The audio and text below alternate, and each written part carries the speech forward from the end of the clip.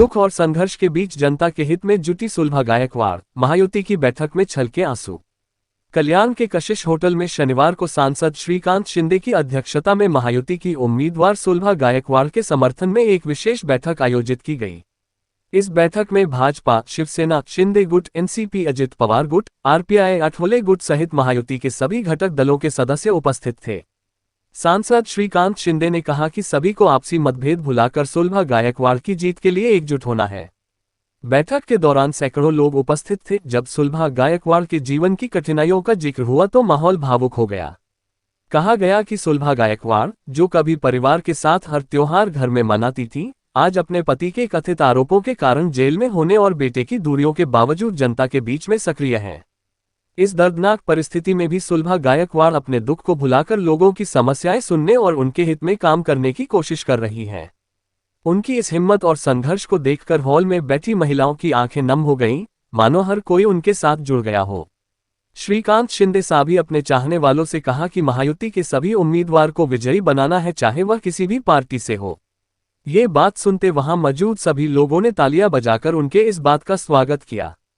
महायुतीचे सर्व पदाधिकारी, त्याचबरोबर आपल्या महायुतीच्या उमेदवार सुलभाताई देखील इथे उपस्थित आहेत। मी सर्वप्रथम त्यांना खूप खूप शुभेच्छा देतो की येणाऱ्या विधानसभेमध्ये मोठा मताधिक्य जे आहे ते सुलभाताई निवडून येतील।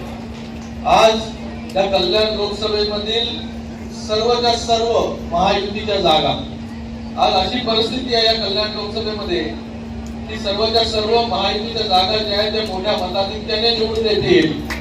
अंबरनाथ असेल, उल्हासनगर असेल, डोंबिवली असेल, कल्याण ग्रामीण, कल्याण ईस्ट आणि त्याचबरोबर कळवा मुंब्रा देखील, तिथे देखील चांगली परिस्थिती आहे। मी आज आपल्या सगळ्यांना या मेळाव्याच्या माध्यमाने एकच गोष्ट सांगायला आलो की महायुतीचा उमेदवार जिथे जिथे आहे तिथे तिथे आपण सगळ्या पक्षांनी, शिवसेना असेल, भारतीय जनता पार्टी असेल, आरपीआय असेल, एनसीपी असेल, त्या सगळ्या घटक पक्षांनी एकत्र मिळून फक्त आणि फक्त महायुतीच्या उमेदवाराचंच आपल्याला काम करायचं आहे, एवढं आपण सगळ्यांनी लक्षात घेतलं पाहिजे।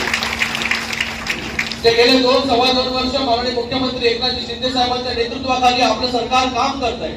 मगाशी नानांनी इथे सांगितलं की कशा प्रकारे डेव्हलपमेंटची कामं या मतदारसंघामध्ये झाली, किंबहुना या पूर्ण महाराष्ट्रामध्ये आज बहिणी देखील मोठ्या संख्येमध्ये आहेत। लाडक्या बहीण योजनासारखी मुख्यमंत्री माझी लाडकी बहीण योजना ही एक सुपर डुपर हिट योजना आणि त्या योजनेच्या माध्यमाने प्रत्येक महिलेला, प्रत्येक भगिनींना सक्षम करण्याचं काम आपल्या सरकारच्या माध्यमाने झालं।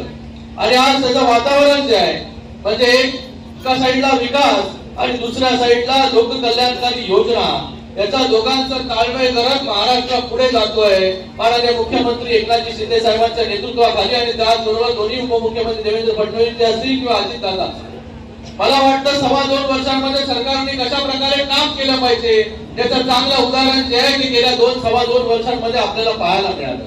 कधी आपण जे ज्या गोष्टी मागितल्या त्या गोष्टी ज्या या कल्याण लोकसभेसाठी आपल्याला मिळाल्या, कल्याण पूर्वेसाठी आपल्याला मिळाल्या, कल्याण ग्रामीणसाठी आपल्याला मिळाल्या। अशी कुठलीच गोष्ट नाही की जी आम्ही मागितली आम्हाला मिळाली नाही।